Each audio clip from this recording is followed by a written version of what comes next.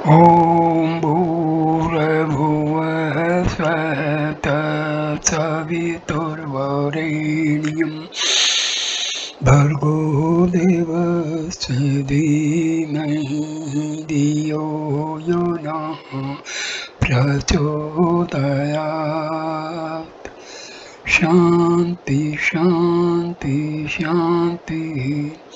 Namaskar, my dear friends. This is video number 4 on Panchadasi of Bharti Tirtha, Vidyarnaya. This is chapter number 3, Inquiry into the 5 seats, Panchakosa Viveka Prakarana. First part, the method of synthesis. The problem of method is vital to every system of metaphysics. The results of a philosophical inquiry depend not a little on the method that a philosopher adopts. The method and the material are interdependent. If we may make use of a Kantian distinction, we may say that method without material is barren, while matter without method is blind. Descartes is called the father of modern philosophy because of his innovation in the field of metaphysical methodology. Kant called himself the Copernicus of philosophy because of the unique epistemology that he gave to the world.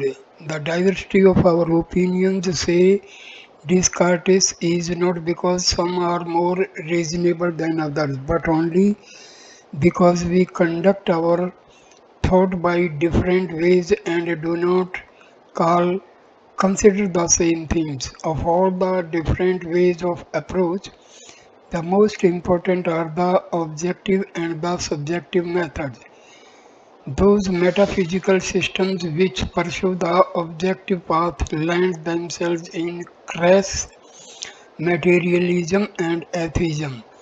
Though Descartes began with the method of universal doubt and started his metaphysics with the postulate cogito ergo sum, he relinquished this position with actually building the superstructure of his system. The mathematical method of the Cartesian philosophers is mainly an objective method. It is because of this method that even Spinozism lends itself to a materialistic interpretation. In the East, the Vaisesika system makes use, for the most part, of the objective method.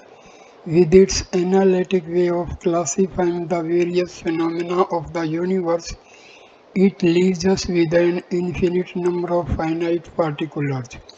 But particulars cannot be the ultimate realia. The billiard ball universe will satisfy no thorough seeker of truth. Of late, this objective method has invaded even the realm of psychology.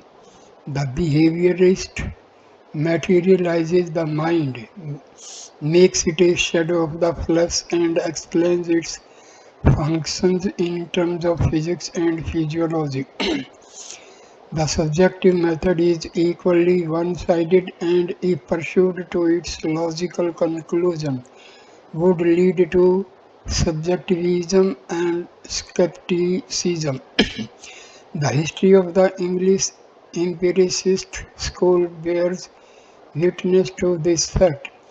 The psychological method, which Locke inaugurated, led logically to the phenomenalistic pluralism and skepticism of David Hume. The Buddha's way in the East was to a great extent subjective and psychological. Though he was launched upon his career of philosophic thought by an objective observation of human misery, insofar as his aim was to discover the cause and the cure of sorrow, The Buddha had to choose the subjective method of introversion and psychological analysis, and a thoroughgoing method of this kind involved him naturally in the position of a methodological agnosticism. There are certain systems which employ both the objective and the subjective methods, but in an unsynthesized fashion. The Sankhya system, pursuing the objective method, traces all the manifold of sense perception to the primal source, Pradhana or Prakriti, the prius of creation, and through the subjective method of inquiry, it arrives at a plurality of Purushas. Because of a lack of synthesis, the Sankhya is left with Prakriti as opposed to Purusha, and one Purusha as distinct from another.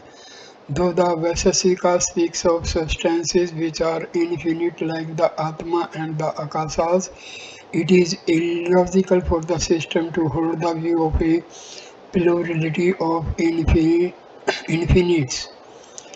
The Upanishadic method is a synthesis of the objective and the subjective ways of metaphysical approach to truth. The term Adhyatmika and Adhidevika occur often and in a successive order in the Upanishads. The cosmic ether is spoken of as identical with the ether of the heart. He who is in the Purusha and he who is in the cosmic ether is spoken of as identical with the ether of the heart. He who is in the Purusha and he who is in the sun is one, says the Taittiriya Upanishad. Uddalaka in the Chandogya Upanishad instruct his son how from the Sat one only without a second the world sprang forth. After describing in detail the process of the objective manifestation of the self of the universe, Uddalaka turns with a dramatic swiftness and says that the universal self is identical with the self of Svetaketu, his son, that which is that subtle essence, the root of all. In it all that exists has itself. It is the true, it is the self, and thou, O Svetaketu, art that.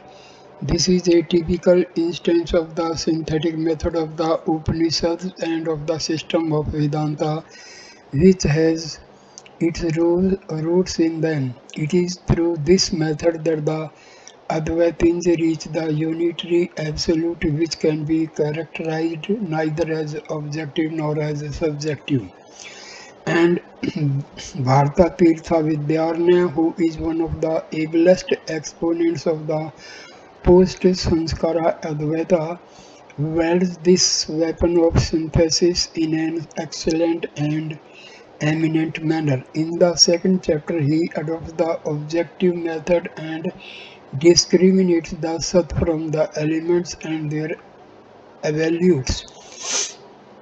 The Sat is shown to be distinct from the Mahabhutas and their modifications. In the third chapter, Panchakosha Viveka Bharta Tirtha Vidyarnaya establishes through a subjective analysis that the self is not a psycho-physical organism, that the sight of the Atma is not to be lost in the sheaths that seem to encase it. Heading 2. The Taittiriya Inquiry. The Panchakosha Viveka Prakarana bases its arguments on the Taittiriya Upanishad, taking the cue from the text of the Brahmanda Valli. Yo Veda Nihitam Guhyam Pare Vyam Sosanute Sarvam Kaman Saha. He who knows it placed in the innermost recess, the transcendental Akasa, realizes all his desires with the omniscient Brahma. After defining Brahma as Satyam, Jnanam and Anantam, existence, knowledge and infinity, the Brahmanda Valli proceeds to say that Brahma is not ordinarily realized as such because it is hidden in the cavity of the seeds, which are products of the unmanifest akasa. In this cavity are hidden all the substances in all the three times because it is the cause and it is exceedingly subtle. Brahma is placed within this cavity. The seeds veil the Atma from our view, and it can be realized only when the veils are lifted. The Brahmandavalli of the Taittiriya Upanishad, which seeks to show with the help of knowledge that the individual self is a Brahma which is within and beyond the five seats, beginning with that made of food and ending with that made of bliss, goes on to extract the substance within by divesting it of the five seats formed by ignorance, just as we should remove the manchafe coverings from a kodrava grain. By this process of discrimination, the self is realized to be separate from the seeds. The coverings are the creations of ignorance. When the night of nescience is dispelled through the light of knowledge, the Atma is realized to be the only reality. The Bhargu Valli illustrates this principle by means of the story of Bhargu, the son of Varuna. Bhargu implored his father to teach him the knowledge of Brahma. Varuna gave his son a formula and asked him to find out Brahma for himself. That from which he said, these beings are born, that by which being born these beings live, and that they enter into at the end know that is Brahma. Applying this formula, Bhargu found out that Anna, Prana, Manas and Vijnana could not satisfy the definition. He slowly penetrated deeper and deeper till he learned the innermost Ananda to be Brahma. The Atma is not the physical body made of food. It is not the psychical self with its volitional, emotional, and cognitional activities. It is not even the bliss of sleep, which is a product of ignorance. The Atma is beyond the five seats, the modes of Maya. That is heading number 3, the five seats. We have already said that the third chapter of the Panchadasi is an elucidation of the Taittiriya Upanishads, where the Atma is described as hidden in the cavity of the five seats. The grossest of the seats is the Annamaya, the physical body made of food. Pranamaya is the seat of the vital airs and it is the energizer of the body.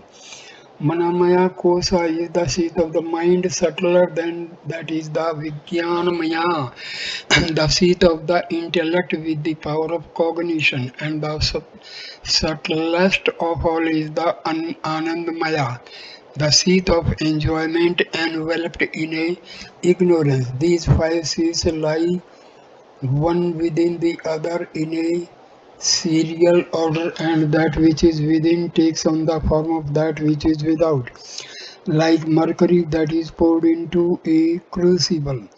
The Annamaya seat is born of the food assimilated by the parents and it is sustained by food alone. This physical seat is not the Atma, for it comes into being at one moment and goes out of existence at another. That which is born is bound to perish, and that which perishes cannot be real. If the physical body is considered to be the Atma, then this body was not existent in the previous life. Yet in this life we reap the results of our past karma. The agent is denied, but still we observe the fruit of his actions. This would involve us in the fallacy known as akarta bhyagama, the influx of the unacquired. This body will not continue to exist in the next life.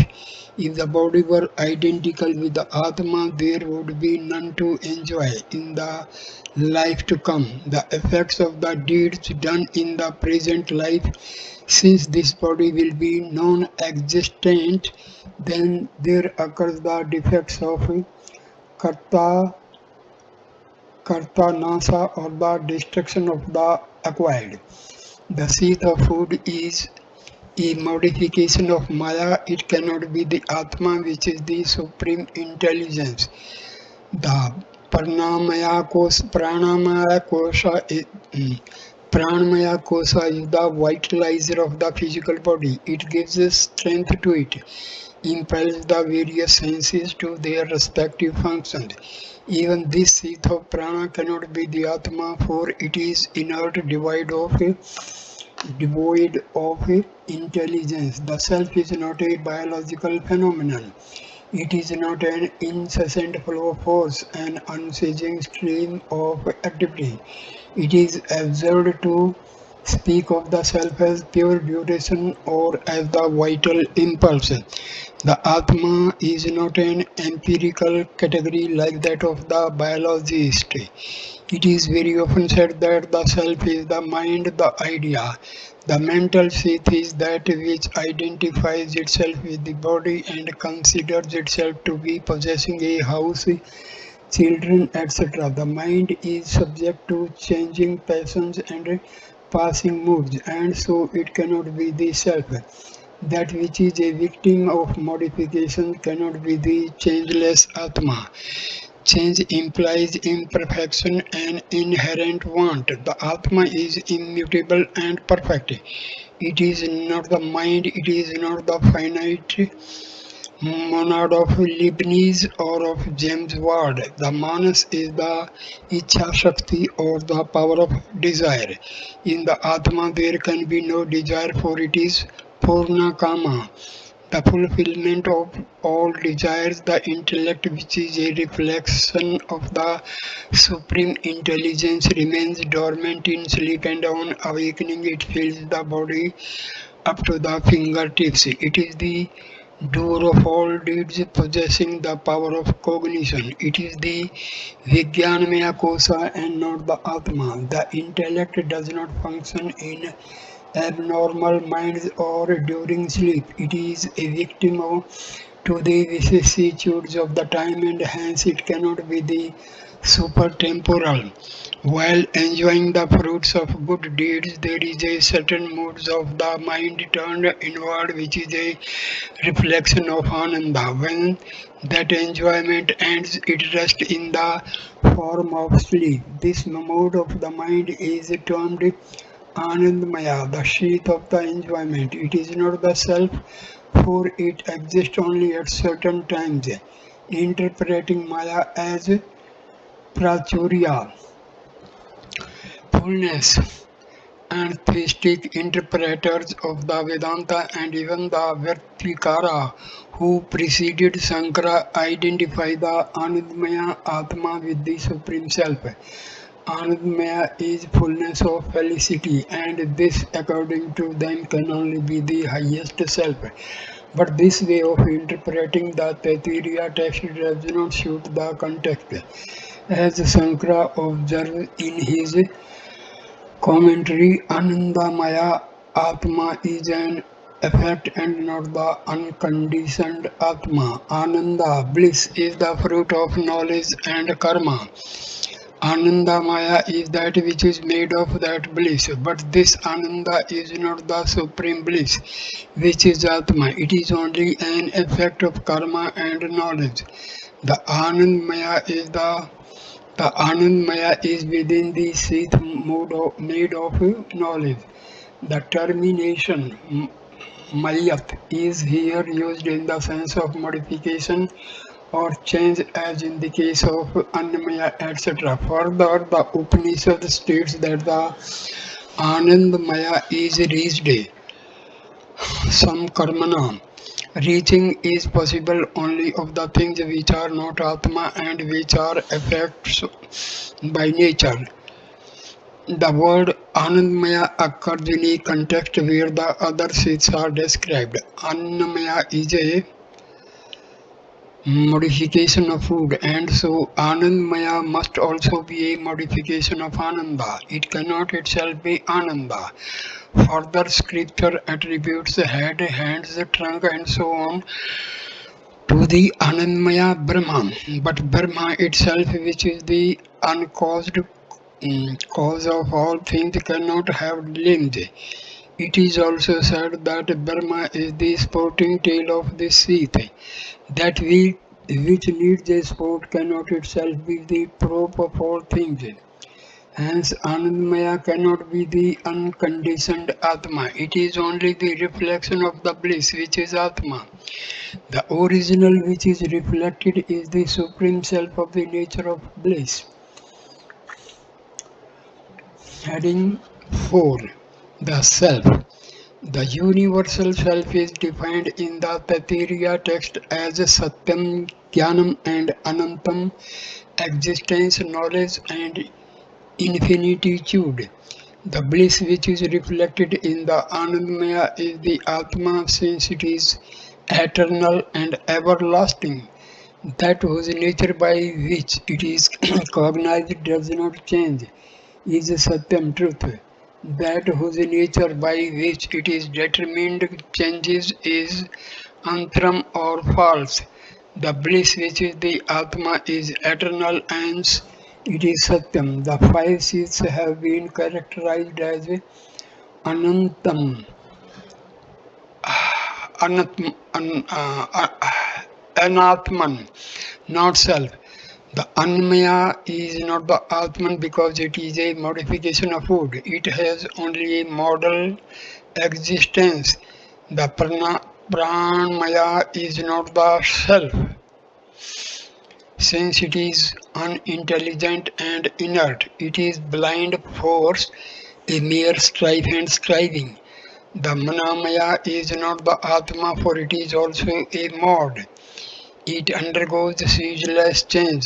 The Vidyarnaya is not the self because it ceases to function in sleep and other abnormal states. And the bliss of sleep cannot be the Atma since it is not permanent.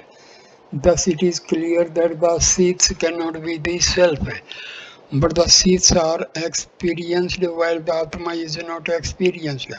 How then can something which is not experienced be posited to exist? True, the Anandmaya and all other seeds are experienced and nothing else is so experienced, but there must be something which, though itself being unexperienced, makes all other experience possible, and that is the Atma. If it is an object of experience, then there must be something else to experience it, and so on ad infinitum. So the Atma cannot be an object of experience. It is the substratum of all experience because it is itself experience. It is not a fact of experience because it is itself experience. It is not a fact of experience, and because there is nothing apart from it to know it, it is not an object of knowledge. Where there is duality, there one perceives another, one smells another, one tastes another, one contacts another, knows another, but where all this is Atma, who is there to think, touch and know whom? Who can know him by whom all this is known? Who can know the knower? Because the Atma is not an object of experience, it is non-existent. It is not a known object of experience like the horns of a hare or the son of a barren woman. Nor is it like a pot which is not an object of experience when it is hidden by non-cognition. It is self-resplendent experience and hence it is not an experienced object. The substances like sugar which transmit their qualities to others have no desire to enjoy those qualities themselves, nor is there any other substance which can impart to them those traits. The self is itself experience, it needs no other experiencer for its existence. It is self-luminous and hence it requires no other external source of illumination. Even prior to all these words, it shines, it is after its effulgence that all shine. The world is made luminous by its light. Here in this dream state, the self is self-luminous. It shines prior to all this objective universe. When he shines, everything shines after him by his light. All this is lighted. These texts of scripture declare the self-luminosity of the Atma. Yajnavalkya says to Maitreyi, who can cognize that by which everything is cognized? By whom can the knower be known? The mind, which is the instrument of knowledge, can grasp only external objects. It cannot know the knower, even as the chisel cannot understand the carpenter. The Atma can be known neither by speech nor by the mind. It cognizes the objects and there is none else who cognizes it. The real, which is of the nature of intelligence, is different from the known and the unknown. It is neither manifest world of name and form which is presented to the senses, nor is it the unmanifest Maya, unrevealed to sense perception. It is neither the moods of Maya nor Maya itself. The experience of self-consciousness is an undeniable fact. Even to deny, there must be the one who denies. Doubt implies a doubter, just as the words "have I a tongue or not" are a source of ridicule. Even so is the statement the Chaitanya is not known by me, it is to be known. When all the objects of the world of which there is knowledge are discarded, the pure consciousness which remains uncontradicted is Brahma. The witness Jnana is realized in its self-nature after the relinquishment of the five seats. To say that only Sunya remains when the seats are discarded is impossible. Self-existence cannot become a matter of controversy. Nobody doubts his own existence. Descartes, who began doubting everything, could not doubt his own existence. Cogito ergo sum is the first postulate of his philosophy. The dictum is not at the fag end of a syllogistic process. Self-knowledge is far too primitive and simple to admit of an ergo. If the I am depends on an I think, the I think must also depend on another ergo, and so on. And it will land us in infinite regress. The man who calls this syllogism, says Hegel, must know little more about a syllogism, save that the word ergo occurs in it. Where shall we look for the middle term? It was as a self-evident or immediate truth that the cogito ergo sum, the maximum on which the whole history of modern philosophy was built, was stated by its author. It is not an inference but the expression of a unique fact. In self-consciousness, thought and existence are in, indissolubly united. As for our existence, says Locke, we perceive it so plainly and so certainly that it neither needs nor is capable of proof. In Kant, the transcendental unity of appreciation is the central postulate. All knowledge and logic start with this first principle of self-certainty. Self-knowledge is inseparable from self-existence. Sankara says that self-knowledge, which is neither logical nor sensory, is the presupposition of every other kind of cognition. It is beyond proof since it is the basis of all proof. If a person asserts that Brahma is unreal, then he is predicating his own unreality, for he is no other than Brahma. The self is indescribable. It is not an object of sense. It cannot be known through logical reasoning. Though it is not cognized, it is intimately intuited. Spinoza describes intuitive knowledge or sincere intuition as consisting not in being coincided by reason but in an immediate union with the thing itself. Pascal makes a distinction between two ways of thinking, the mathematical esprit geometric and the finer, nobler way esprit de finesse. It is only the latter kind of knowledge that can take us to the ultimate truth. Truth is lived and not known. Intuition is integral knowing, synthetic insight. It is neither immediate sensation nor mediated thought. It is the highest kind of experience, the experience of self. Because the Atma, without being an object of sense, is immediately intuitive, it is self-luminous and self-relieving. We have already said that the Atma is defined by scripture as Satyam, Jnanam and Anantam. The self is real, intelligent and infinite. The adjuncts are intended to define and not to qualify the Atma. A qualification serves to distinguish the qualified from all others of the same species. A definition, on the other hand, serves to distinguish the defined from the whole world.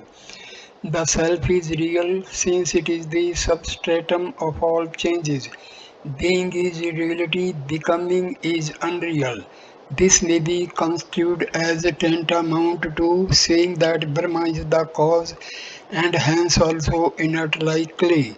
To meet this objection, scripture declares that the Atma is knowledge, pure consciousness. The word Jnanam means knowledge and not having knowledge, for it is an adjunct of the word Atma.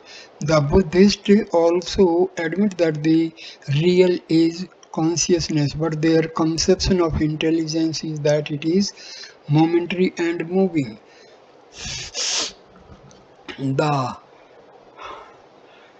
Sanika Vijayanandavada holds the Vijnana or consciousness is perpetual movement, ceaseless change, but the Atma cannot be reduced to change and movement. It cannot be a flux. So scripture adds that the self is not only reality and consciousness but also infinity anantam. That is real which cannot be sublated. Non-contradiction is the mark of reality, as contradiction is the sign of unreality.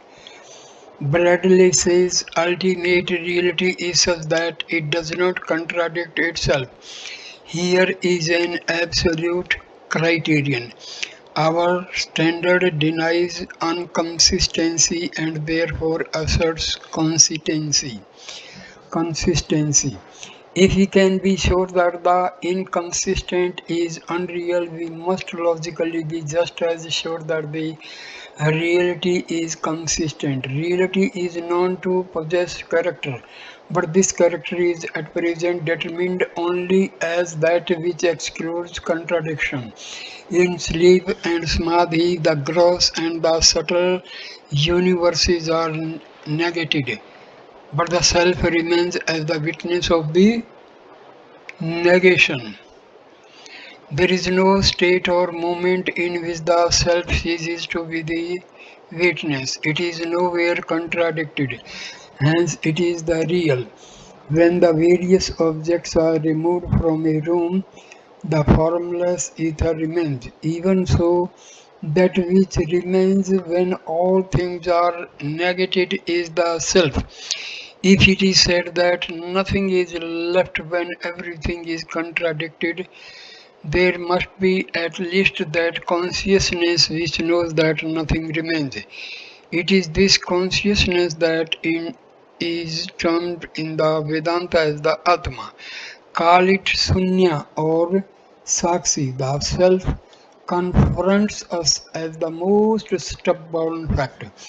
There can be a difference only in the words which are uttered to define the absolute.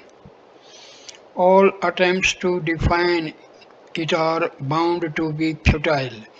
It is on account of the inherent contradiction of finite words that scripture, instead of describing what the Atma is, proclaim what is not. This method is sometimes spoken of as being defective and barren. Oldenburg, in his work on the Upanishads, makes a distinction between the Upanishadic philosophy and the Kantian metaphysics, and suggests as parallel to the former the teachings of Plotinus, the Sufis, and the Christian mystics like Eckhart. But he forgets that the cognoscendo ignorari of Augustine, the neti neti of Yajnavalkya, the Vedanta notes of Eckhart are far more sure indexes of spiritual humility and consequent possession of reality than the self-satisfied and half-halting dictates of an agnosticism on the grounds of pure reason, which must destroy knowledge in order to make room for faith. The method of negation is not really one of bare negation without significance. All that can be characterized as being of this nature can be relinquished as unreal. The Atma cannot be particularized, it can be described only as being not this. Thus, we have seen that the self is reality and pure consciousness. Infinity is threefold: infinity in space, in time, and in substance. Akasa is a spatial infinity, but it is limited by time and other substances. The self transcends time and it is not limited by any other thing. Because it is all pervasive, it is not conditioned by the space. Because of its eternal nature, it is not crushed by time. Since it is not different from anything else, it is not limited by other substances. It is eternal, all pervasive, the substratum of all things, the subtlest of the subtle. Like ether, it penetrates all and is eternal. It is the eternal of all eternals, the supreme spirit of all sentient things. All this is indeed Brahma. Brahma is all this. Space, time, and other objects are unreal modifications of Maya, and there can be no limitation caused to Brahma by them. Fifth heading: the self is Brahma. The Atma is identical with Brahma. That Atma, the real, is Brahma itself. Brahma is the Atma. There is nothing to be doubted here. The Parnava, the real, is Atma alone. The Atma which is Narsimha is Brahma. The Atma is called Narsimha by scripture because it is the destroyer of the bonds of the humans who are crippled by transmigrated life. The self is Brahma. The universal and the unitary self appears to be split up as Iswara and the Jiva, but in the reality, the Iswartva and the Jivatva Jivtva are unreal superimpositions of the adjuncts Vij, Maya and the five seeds. The seeds were shown to be modifications of Maya. The Maya Shakti belongs to Iswara. It produces the world, regulates and governs it. Because of the reflection of intelligence in it, it seems to possess consciousness. It appears to be alive and animating.